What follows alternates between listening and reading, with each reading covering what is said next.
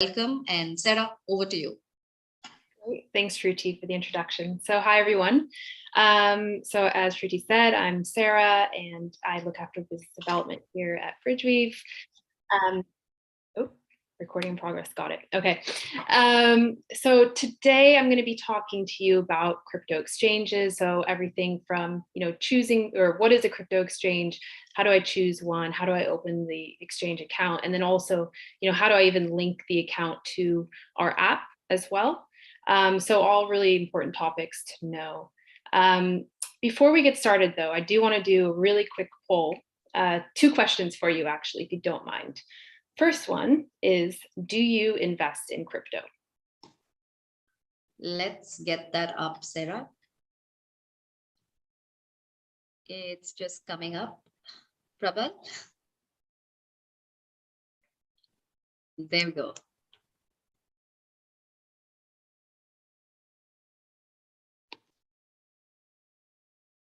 Interesting mix. Very interesting.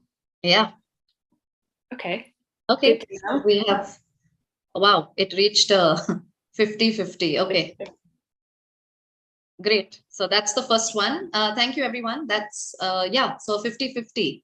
Okay, that's actually very good to know. Yeah. And then the second question I want to ask everyone is, what is your age range?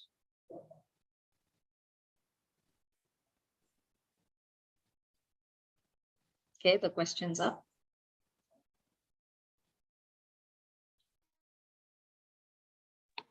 Okay, so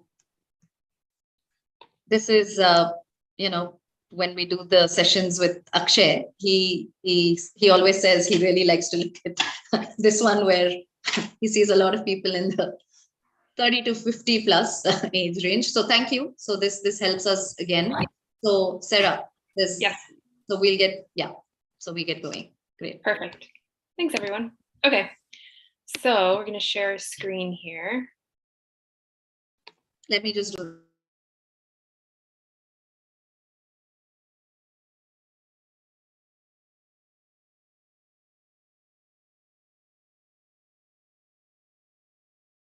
Perfect.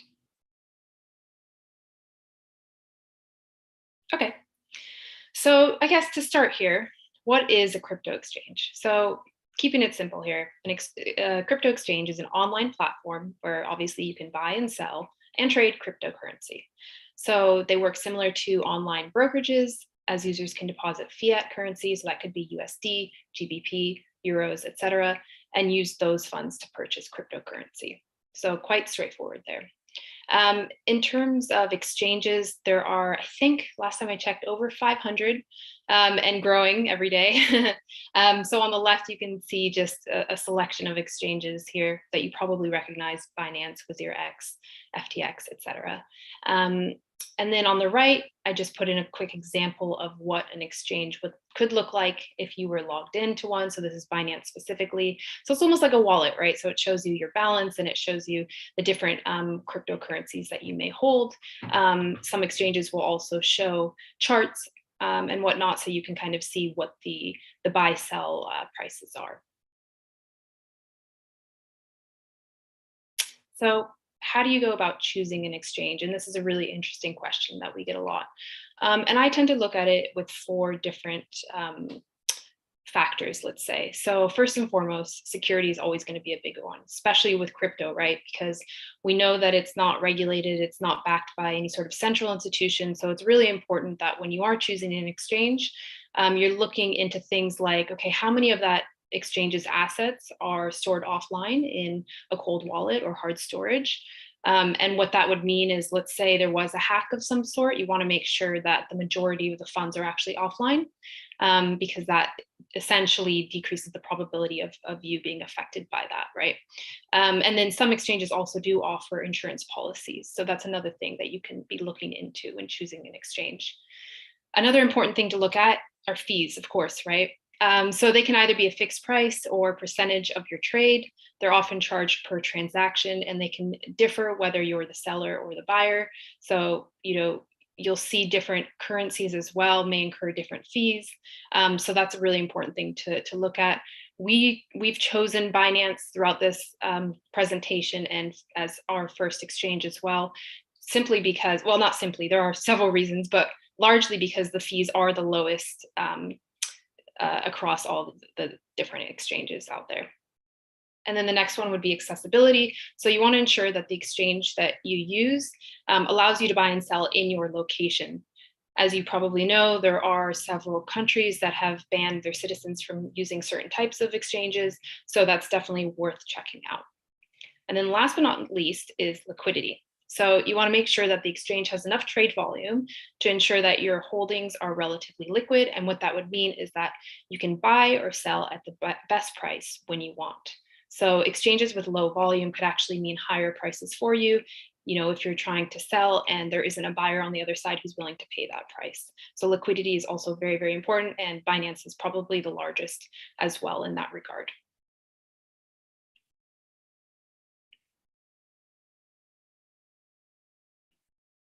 So how do I open an exchange account?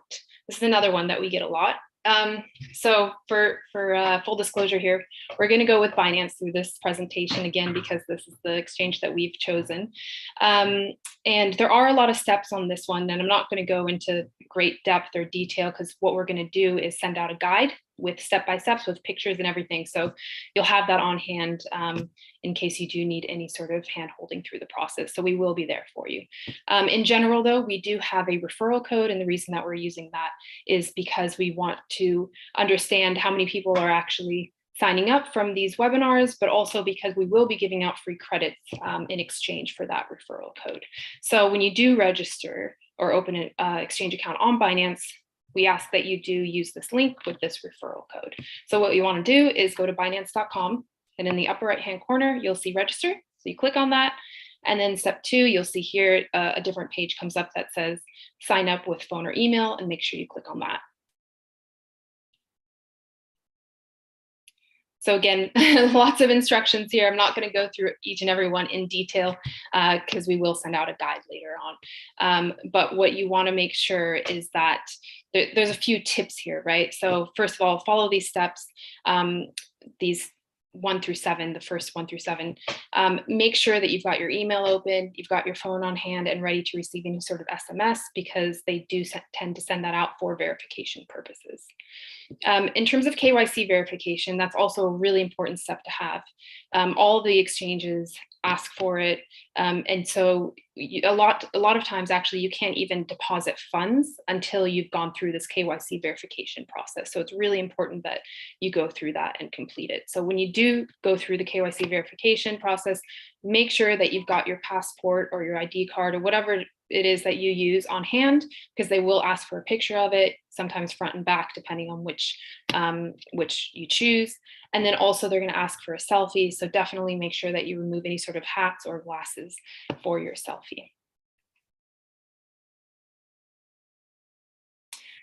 So now for the fun part, in terms of how do you link your exchange account to our app, right?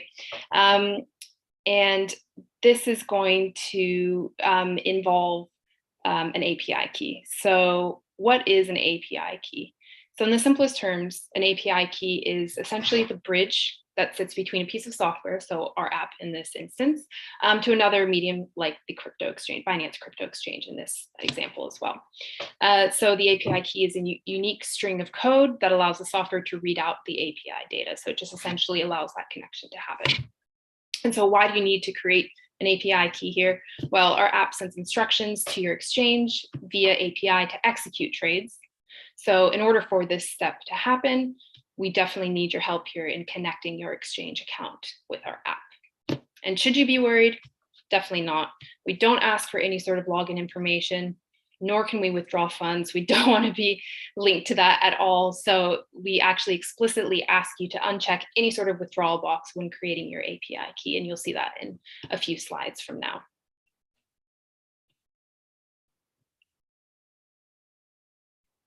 So how do you find your API key in Binance? So after you've logged in, you'll want to go to the upper right-hand corner, and you'll see API management listed there. as you can see in this picture here. I don't know if you can see it very well, but again, we're going to be sending out guides, so you'll have all this information on hand for you. What should you name your API key? So when you click this button, API management, there's going to be a box that comes up that says create API, and it's going to ask you to put in your name. So you can decide whatever it is that you want to put as the name. We'd recommend that you name it InvestorAi Crypto just for simplicity's sake. You'll then receive a confirmation email to verify the creation of this key. So again, you want to make sure that you've got your email open and ready in order to get through that step itself.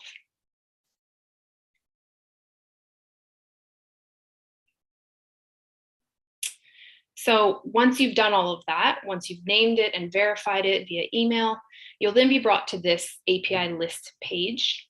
So it shows two things that are really important for us here: the API key and the secret key. And we need both of those in order for our app to connect correctly. A really important tip here is that you should write these keys down. We recommend don't take pictures or anything like that, because if your phone was hacked, for example, that you took a picture on, people could access your account. So I would recommend writing it down on a piece of paper and storing that paper in a safe place somewhere. And especially write down the secret key, because you won't be able to view it again. So you want to make sure that you've got that written down. When you're on this page, you'll want to check enable reading and enable spot and margin trading, because we will need both of those things in order for this to work correctly. Please do not check enable withdrawals. We don't want anything to do with that. And another piece here to make sure everything is secure, check the restrict access to trusted IPs only. When the time comes for our app being released and all of that, we will actually supply you with our IP address, and so it will be whitelisted. And it's just another way to make sure that all of this is secure.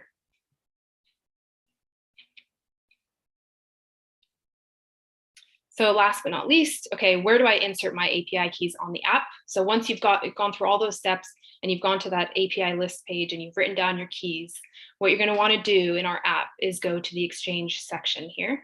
You're going to click on Binance, which then it shows the middle picture here, connect to Binance. So you're going to put in your account name from Binance, as well as those two keys that were generated on the previous slide. And you click connect, and that's it. You've successfully connected to your Binance account. So do you need to deposit funds? Yes, our app will not work without funds. So some funding 101 here. Before you can trade crypto on Binance, you do need to deposit fiat or crypto. Fiat again would be USD or GBP or euros, or crypto funds. So Binance will accept both from external wallets or bank accounts. There's multiple methods for depositing your funds. Some take longer than others. When you're setting this all up, it will actually show you the different times or estimated times for that. Will it cost money? Depositing your crypto into Binance is free of fees, but you may have to pay some sort of transaction fee when you send your crypto from your wallet to Binance. So that's something to look out for. If you're moving your funds from another exchange, let's say, you may have to pay a withdrawal fee to take your crypto out from that exchange as well.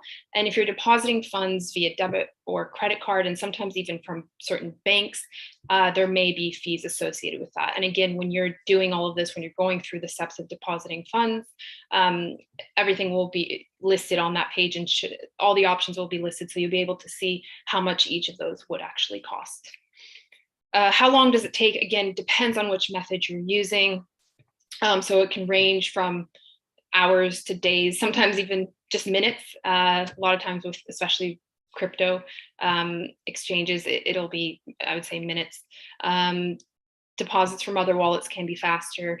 However, you could experience some delay due to heavy network traffic and congestion. So it's just something to look out for. But again, when you're signing up, it will tell you, it'll give you an idea of how long that transaction will actually take. And then just a few other tips here.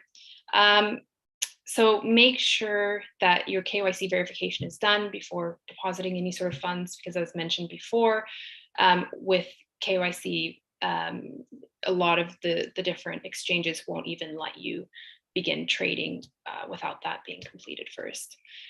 If you are depositing via bank account, make sure that it's only in your name and not a joint bank account, because we've seen issues before where, maybe a husband and wife share an account and it's not approved. So because there's two names on the account, so make sure that, whatever name it is that you're signing up with is also the same name that's on the bank account and is the only name on that bank account. And then last but not least, if you do have any sort of issues depositing funds, you may need to go peer-to-peer. So we've seen some of this, for example, with WazirX. So in some instances, you may need to, let's say, deposit on Binance first and make, that transaction, or switch it to WazirX as an example. So just look out for that, as that could cause some issues, but hopefully not. Again, with all of this, none of this is financial advice, so that's really important for us to emphasize. Yeah, and we are here to help. Again, we're going to send out a bunch of different guides for you with pictures and step-by-step instructions. So don't worry, we're here to hold your hand along the way. We also have WhatsApp and Telegram kind of support groups. And actually, I'm going to ask you another question here. Would you like to join our Telegram group?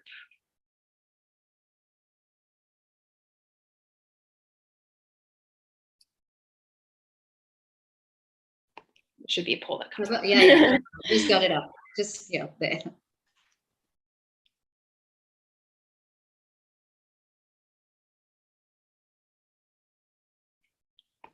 Okay. That's great. So mostly yes. Yeah, and so we'll send the link right away. So yes, okay. Perfect. Okay. Well, that is the end of my presentation. Hopefully that was thorough enough, but not too boring. And again, we're here to help. We're going to send you guides, and we're going to support you in Telegram and WhatsApp as well. Great, Sarah. I think you simplified it a lot. So thank you. We actually do have the chat. We got a few questions, and we were trying to answer it, but we've got one or two that have come. Let's start with the one that came from Shahbaz. He actually asked us if he doesn't have a Binance account, what happens to the credits? So he asked us two questions, actually. He asked us if, if Binance is the only one that we need to have compulsorily, and what happens to his credits? Does he lose the credits because he does not have a Binance account? So would you like to take that, Sarah? Yeah, sure. So obviously we're launching with Binance. So we do ask that you have a Binance account. If you don't, then we will certainly take note of who you are, so that if you want to wait for future exchanges that come along, we will certainly let you know what those referral codes are. So don't worry, we know you're here and you're interested, so you'll get those credits. It just depends on a timing thing. Yes. And Shahbaz, because you have already spent so much time, coming for our webinars, and I already recognize you from the last one as well, and being active on the community, get a Binance account and join the exclusive launch. So you can make the most of our app from day one. So that's what I think we will tell a whole lot of you over here, because I see another question. Amit asks us, is Binance mandatory? Any other Indian exchange possible? So Amit, yes, we will have WazirX very soon, and some of the others as well. But just now, to begin with, when we launch, it will be Binance only, and the referral code will also be sent here again on the chat. Yeah, so that's so for now it's Binance. Sarah, I was also thinking, while you went through all the slides, I also wanted to just tell everyone that we'll have these InvestorAi Binance Baristas, open. So what we mean is, if any of you would like to open the Binance account and just want some help with, helping you through the process of whatever Sarah actually simplified, we will be available starting Monday 3 to 3:30 p.m. IST, and you'll get details on this on our Telegram group, on email, or any channel that you're connected to us. All you have to do is just jump in to the Zoom call, and we will actually help you, walk you through, share screens, and get you all signed up. So that's something that you will hear from us very soon. But I just wanted to let you all know that we will make it very simple for all of you. Moving on, let's get one more question, Sarah. I do see some that have come.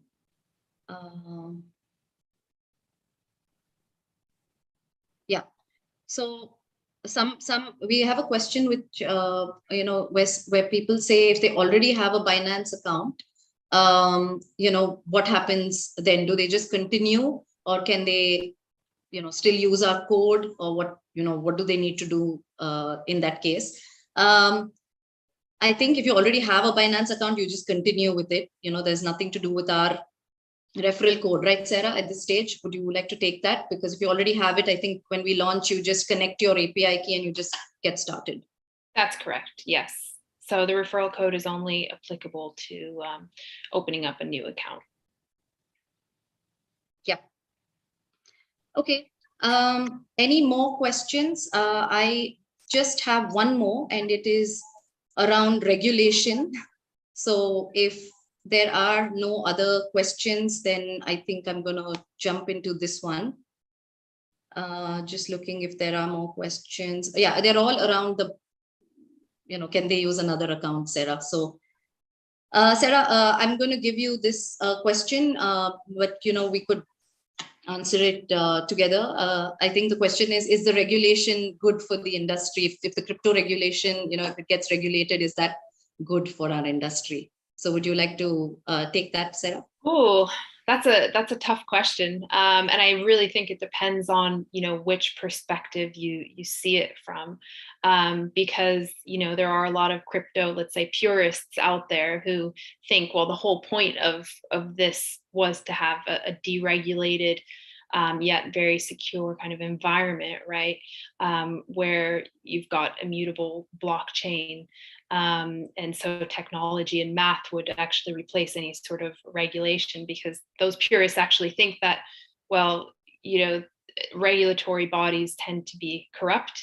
But at the same time, I hear both sides, right? The other side would be, well, I don't feel as though my crypto is very secure.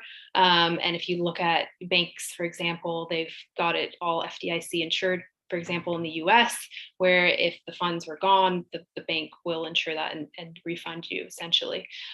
So it's a really tough question. And I think that there's no right answer at the moment, at least for me. I see both sides, but I do think that, if you kind of believe in crypto, then you do believe in more of a, let's say, peer-to-peer kind of society, rather than being regulated by large governments. Yeah, so Akshay Bhargava actually did write a blog and actually also answered this in one of our expert views sessions. So while I'm going to go with Akshay, if you want to come in, but I think one of the things that Akshay, a couple of things that Akshay did speak about was how this really helps from a overall money laundering perspective. That's definitely to get the documentation right, keep that in place. It actually helps if regulation is in place. The other thing was what you're talking about, the whole consumer protection piece, the mis-selling, all of that actually takes place. So in some sense, regulation makes you feel safe. It's something that you're going to sort of go in and do. But Akshay, I see you on the screen, and if you would like to add a perspective on a little more than what maybe Sarah and I said on why regulation, is it needed for the industry? That was the question, actually. Is it needed for the industry? See, most people see regulation as a negative thing. Why must somebody tell me what to do?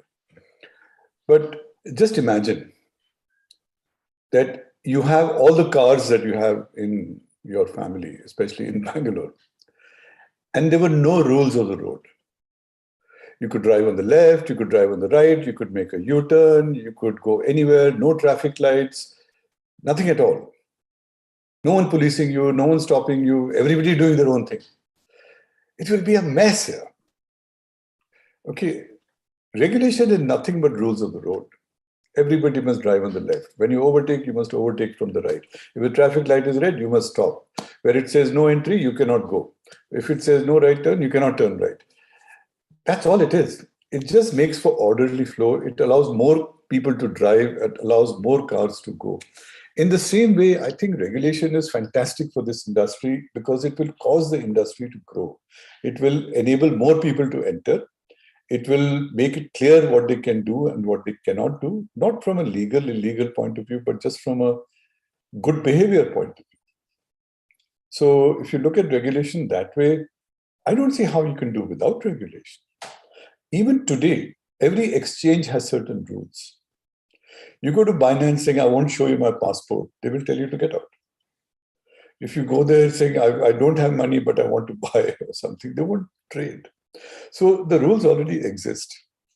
Okay, we are just talking about expanding the coverage of the rules to protect investors, to protect users, to make sure that there is no, as Shruthi said, no mis-selling, no fraud. So I think we have to take a slightly more generous view of regulation. I think it is absolutely necessary. So we're all for it. Anyway, so Sarah, one question coming your way. And thank you, Akshay. Sarah, one question coming your way. Which Prakar asks us, which crypto should we fund our wallet with for InvestorAi? Yeah, so our strategies actually all start in USDT. So that is the one that you will want to be using. Prakar, I hope that answered your question. I think Amit has another question, and it's more to do with Indian exchange. Let me just read it. Actually, India is evolving with diverse opinions of people in power. So having an exchange abroad may raise eyebrows. Would Indian exchanges be more acceptable? I think he just wants to know what our view on this one is. Akshay, would you like to take this? Yeah, so we don't have a view. We don't tell you what to do. We are not giving you advice. We're not telling you what to invest in. We're not, Now, but the question remains, I think, look, there's nothing illegal about having an account with an exchange outside of India. It is not forbidden. It is not illegal. It is completely permitted. What they require you to do is to declare your income and declare your profits and pay tax on it. As long as you're doing that, I don't see how it matters where your exchange account is. Now, if you're just nervous about having an account outside of India, and that is your choice, because it is very legitimate to be nervous. There's nothing wrong with that. So it is really your decision and your choice as to what you want to do. It is not prohibited. By simply having an account outside with the international exchange does not create any risk. But if you're using that as a way to not pay tax, then yes, you could get into trouble. So just remember that. Actually, I may just add one point to the group. I'm the Legal and Compliance Director for Bridgeweave, and just kind of answering one of Amit's earlier questions. I think, Amit, you asked about the evolving regulations in the crypto space, particularly in India. So yes, we are absolutely kind of monitoring that space. And as of now, anyone in India is, as Akshay mentioned, is allowed to invest in crypto, and you're allowed to open up an exchange anywhere in the world. But we're very much aware of the regulations and how they're changing in every country. In India at the moment, there's a proposed digital currency bill that's going through the process of being approved. So we'll be monitoring that as and when things change or any restrictions come up, we'll be giving you a heads up. But as of now, in 2022, you're absolutely fine to go into the crypto space. But as Akshay mentioned, you should be declaring kind of any profits you make from your crypto trading. Thank you. Sarah, that's very, very helpful. Just the fact that, like you said, we're keeping track, so we know, and we'll also continuously keep updating all our customers and our community about what is, from a regulatory perspective, can be done or can't be done. So thank you so much, Sarah. But finally, it is their choice, like Akshay said, exactly, to make that decision. I'm going to take one last question because we've said we're going to try and keep this to 30 minutes.